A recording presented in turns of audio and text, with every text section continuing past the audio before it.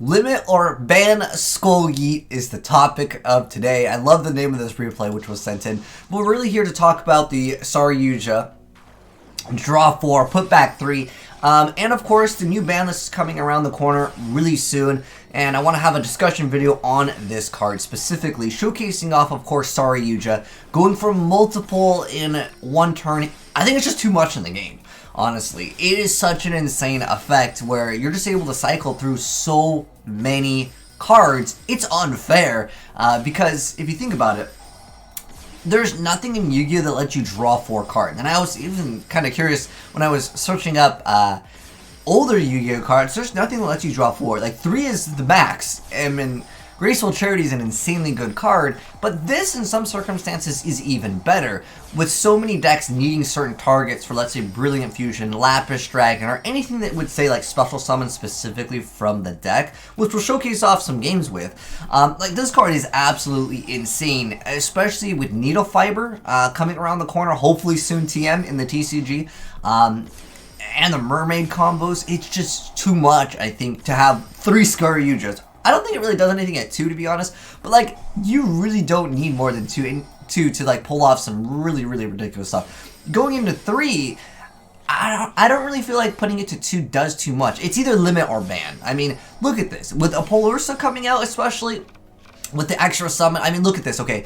We've got 4 negates with this, we got 5 over here, and then 6, and then 7, and then 8, kind of, with Infernity Break. It doesn't technically negate, but it is a disruption. So we have like 8 cards to stop our opponent from doing things. 7 are negates. Like, good luck even playing. Like, how do you play Yu-Gi-Oh?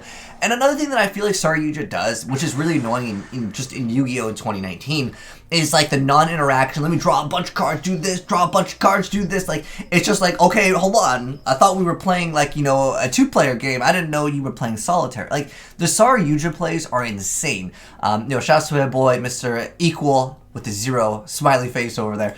But like, the plays with this, and this one's curious here, Spaghetti Rolls.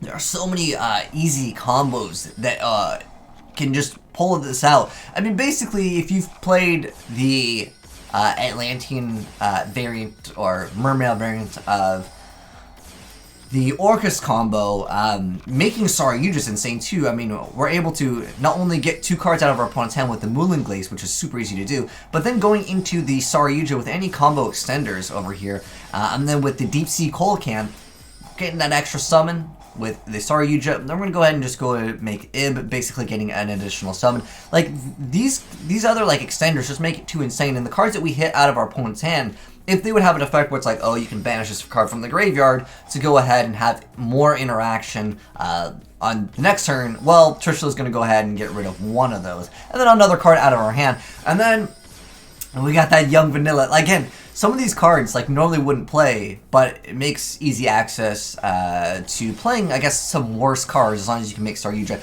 then we also have the Process Slayer card, which gets rid of a card out of our opponent's hand. Again, more extensions here, and a lot of times it's Apolursa, its consistency to make this card have a lot of attack, which at the end of the day, well, that's going to go ahead and give you more negates. Again, multiple negates with Apolursa, negate with this, and we've got double Crescendo, although we did draw one of them, so I will say, like, it's pretty much GG at this point. And again, this is all implemented because Yugioh, and then we got 4 negates on Savage Dragon. Like, who wants to play that? Now, this next one up is kind of more so like, well, it's not unbeatable, right? So shouts to my boy Spaghetti Rolls for this one. But, like, it adds so much consistency to certain decks, and it lets you make way more powerful monsters than I would say you normally would be able to make. So in this instance, it's going to be kind of like a extended Crusadia play where you're able to go ahead and make some boss monsters. And again, Yugioh, insane. You're going through, like, more than half of your deck sometimes if you can get the effect of multiple. But the real question is here, limit or ban it, I guess is a good way to put it. What would you guys do about Yugioh? Do you guys even think it should be hit? Now, I do want to go into some more discussions about, like, the legitimacy of it being banned and or limited, because obviously this card is getting reprinted relatively soon, And hopefully we're getting a new ban list relatively soon as well. I will be making a specific video on going over my wish list and my ban list predictions for the next upcoming ban list, which again, I would say might be announced early as a couple weeks from now. But again, sometimes Konami, they do reprint something and then they instantly ban it literally a week later. Just ask the people that played the Perform Pals.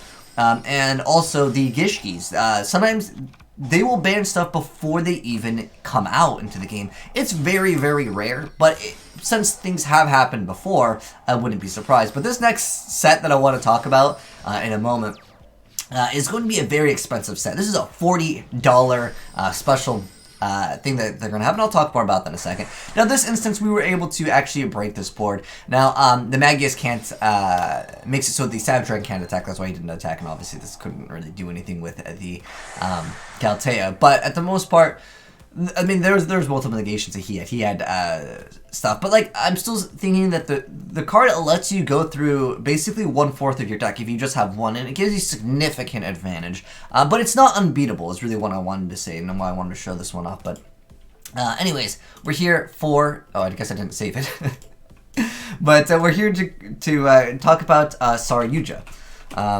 But if we go and just search, right, if we go in here and just say draw 4, there's only one card that lets you draw 4 cards here. This is why I wanted to open this as, again, a discussion video. There's nothing that lets you cycle through that many cards in the game. And again, not only do you have the draw 4, which is obviously good, but you get to put back things that you want back in the deck. Things like Lapis Dragon, things like the Orcust Nightmare, if this and or if I could spell, the Orcust Nightmare.